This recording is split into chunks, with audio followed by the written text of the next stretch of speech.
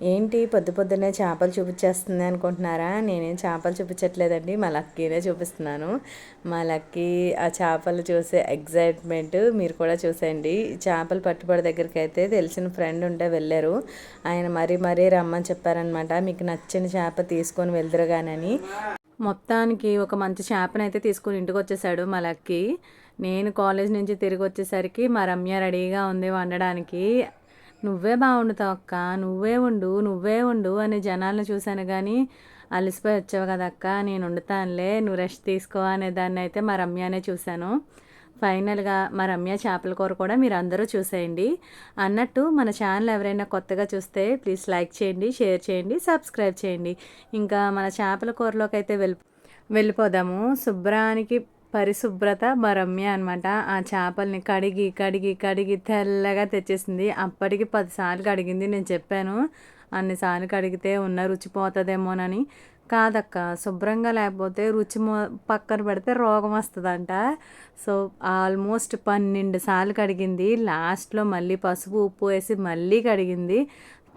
నేను వండేటప్పుడు క్లీన్ చేస్తాను, మరీ అంత కాదనమాట. మ్యాక్సిమం పసుపు ఉప్పు వేసి క్లీన్ చేస్తాను. ఇక్కడైతే ఈ బ్లాక్ కూడా తీసేస్తుంది చూడండి. నేను అంత క్లీన్గా అయితే ఏం తీను, జస్ట్ నార్మల్గా తీస్తాను అంతే. ఇంకొకటి, ఈ చేపల్లో పులుసులో ఉల్లిపాయలు వేపి వేస్తే నాకు ఎప్పుడు కూడా తీపి వచ్చేస్తుంది. కర్రీ అయితే టేస్ట్గా రాదనమాట. సో రమ్య చాలా ఓపిక్గా ఆ ఉల్లిపాయలు ఏగి బ్రౌన్ కలర్లోకి వచ్చేంత వరకు కూడా వేగించి, అప్పుడు దాంట్లో కొంచెం పచ్చిమిర్చి, కరివేపాకు, మళ్ళీ టమాటాలు కట్ చేసే స్కిల్ చూడండి ఒకసారి. ఆవిడ గారు ప్లేట్ యూస్ చేయరు, చేత్తోనే అనమాట. చాలా బాగా కట్ చేస్తుందండి, నాకు చాలా ఇష్టం. ఆనియన్స్ కూడా భలే కట్ చేసేస్తుంది చిన్నగా. నాకు చాకు ప్లేటు లేనిదే పని అవ్వదనుకోండి. అవి అంత చిన్నగా బాగా వేగి దగ్గరికి వచ్చిన తర్వాత అందులో ఉప్పు, పసుపు, కారం వేసింది. అల్లం వెల్లుల్లిపాయ పేస్ట్ అయితే ఏం యూజ్ చేయలేదు.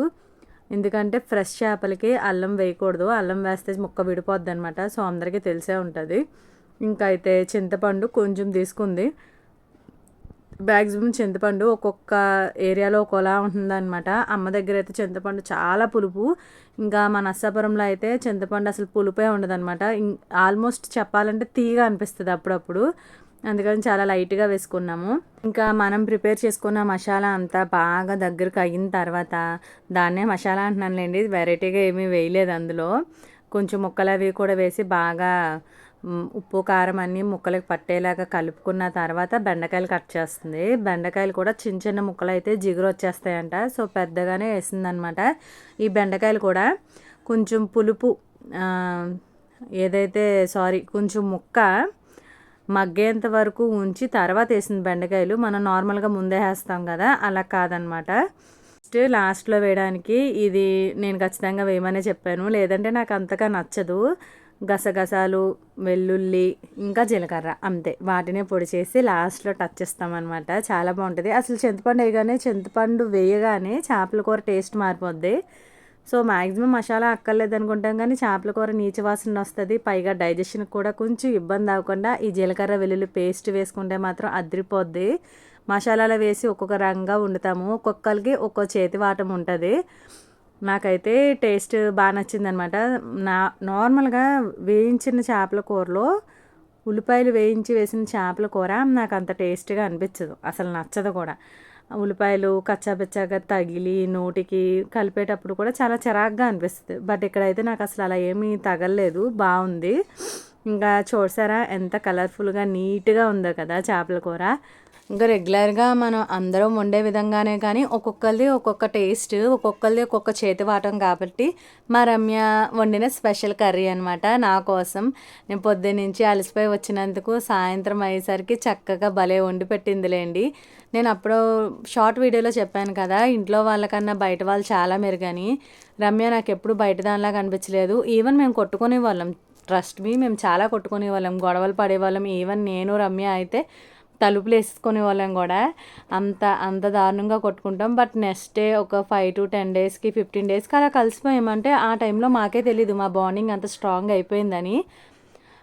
బయట వాళ్ళకన్నా ఇంట్లో వాళ్ళు మెరుగు అని నాకు రీసెంట్ డేస్లో అయితే చాలా బాగా అనిపించింది. ఎందుకంటే చూస్తున్నాను కదా, ప్రతి చిన్నదానికి కావాలని గొడవకి కాళ్ళు దువ్వడం అంటే ఏంటో రీసెంట్గా చూస్తున్నాను. కొన్ని అయితే మీరు నమ్మరు, ఎవరైనా చెప్తే విన్నాను కానీ నా కళ్ళారా నేను చూసి నిజంగా షాక్ అయిన రోజులున్నాయి.